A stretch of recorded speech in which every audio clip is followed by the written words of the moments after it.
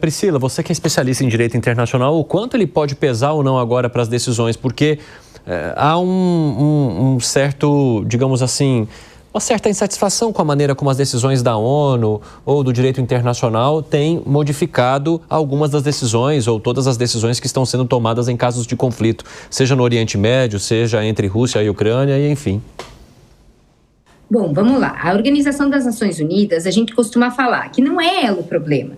Se 40 milhões de pessoas hoje não morrem de fome no mundo, é por conta da atuação da ONU. O problema que a gente tem chama-se um órgão da ONU, que foi lembrado aqui, que é o Conselho de Segurança. Esse Conselho de Segurança, historicamente, ele foi delimitado para trabalhar com dois temas, paz e segurança internacional. Só que à época da criação da ONU, a gente tinha 5 estados estabelecendo o equilíbrio mundial. Então, foi China, Rússia, Estados Unidos, França e Reino Unido. Esses 5, só vou complementar o que a professora falou, esses 5, eles não podem sequer ser objeto de análise e de resolução do Conselho de Segurança pela Carta da ONU. Então, assim, quando a gente fala em Rússia invadindo o território ucraniano, porque desde a Crimeia foi uma invasão, a gente não vai ter competência desde a criação da ONU para imputar uma responsabilidade para a Rússia. Quem imputa a responsabilidade para a Rússia hoje foi a Corte Internacional de Justiça. A ONU não imputou a responsabilidade, porque a gente só tem uma resolução, algumas resoluções da Assembleia Geral, que são sessão emergencial especial, mas são meramente documentos morais. Então, existe um problema de equilíbrio de poder hoje no mundo, porque, de fato, a ONU, por intermédio do Conselho de Segurança, se vê muito defasada. Puxa, travamos ali, perdemos um pouco a comunicação com a professora, já a gente retoma e ela termina de trazer a explicação que ela estava dizendo. Mas o senhor entende que esse é o caminho também, professor? Isso, e uma coisa importante que a gente tem que levantar, que a ONU, o desenho da ONU, é um desenho de palco de promoção de paz, ordem e, de alguma maneira, promoção contra a pobreza, a miséria. Nós temos um mito que a ONU é um Estado mundial, ou tem a pretensão de ser um Estado mundial. Mesmo com a Dieter Mercer, Evandro, a ONU nunca foi protagonista como nós esperamos. Quantas intervenções soviéticas aconteceram ao longo da década de 50 e 60? A ONU não estava lá. Quantas ações interventivas diretas e indiretas norte-americanas, professora, nós tivemos ao longo da década de 60, 70 e 80? 90 também. Lembremos da intervenção dos Estados Unidos no Panamá. Onde estava a ONU? Então, a ONU não tem esse papel. A gente espera muito da ONU. Então, esse é o grande ponto. Professor Fuelo, concordo com o senhor que os países do Oriente Médio estão, sim, se modernizando. Mas nós não podemos desconsiderar o ethos que compõe a identidade local, que é um ethos religioso. Se menosprezamos um ethos fundado na religiosidade local, eu também tenho que desconsiderar todo o ethos fundado em ideologia. Professor, quer acrescentar algo diante disso? Não, eu concordo. Eu acho que tem alguns aspectos. Eu falei da modernização, né, e efetivamente está acontecendo, porque esses estados, pelo menos aqueles que ainda têm mais recursos de petróleo, já estão buscando um outro futuro, né, um outro futuro econômico. Tanto é que você imagina que as agressões a Israel diminuíram também por conta disso.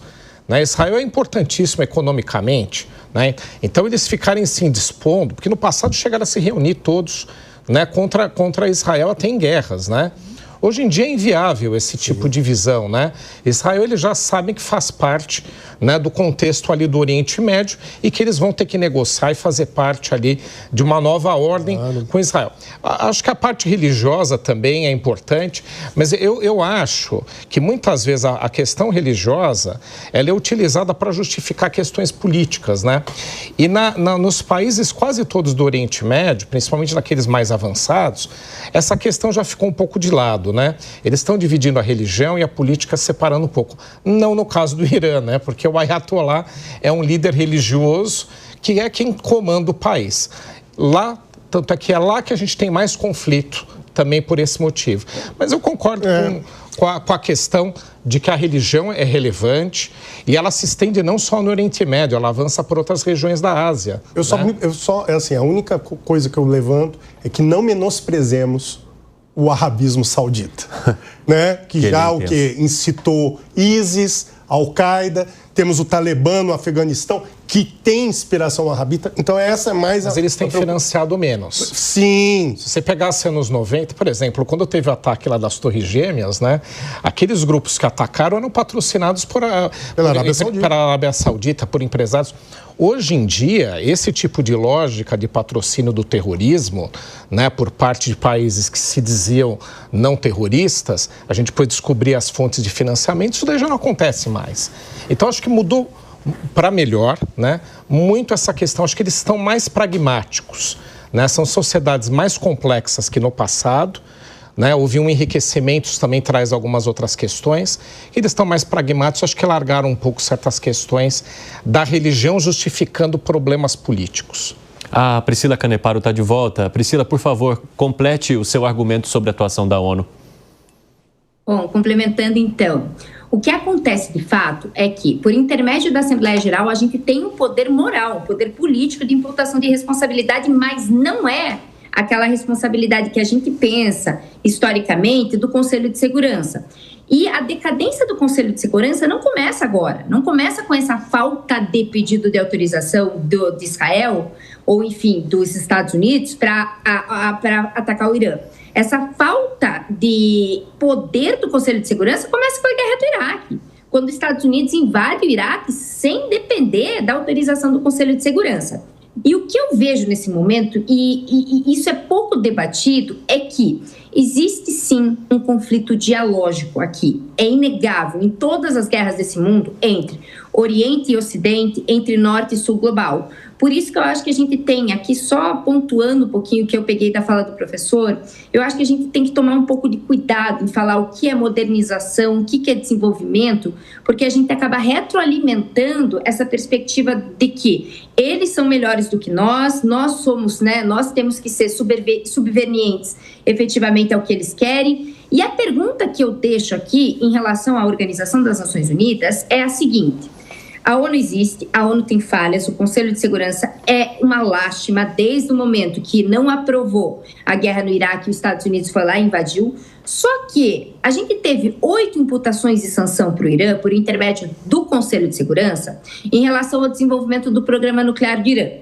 Veio a 9ª resolução, a resolução 2231 de 2015, e criou o Plano de Ação Global e Conjunta entre Estados Unidos, China, França, Reino Unido, Alemanha e Irã, e fez justamente o quê? Um plano para contenção do programa nuclear, autorizando com que esses países fizessem uma inspeção do programa nuclear iraniano e, em contrapartida, fossem retiradas as sanções econômicas do Irã. Tudo estava indo bem, chegou o Trump 1 e simplesmente saiu desse plano de ação global. E aí a gente fica meio perdido. Até que ponto que o Trump quer, de fato, conversar, dialogar com esse programa nuclear do Irã?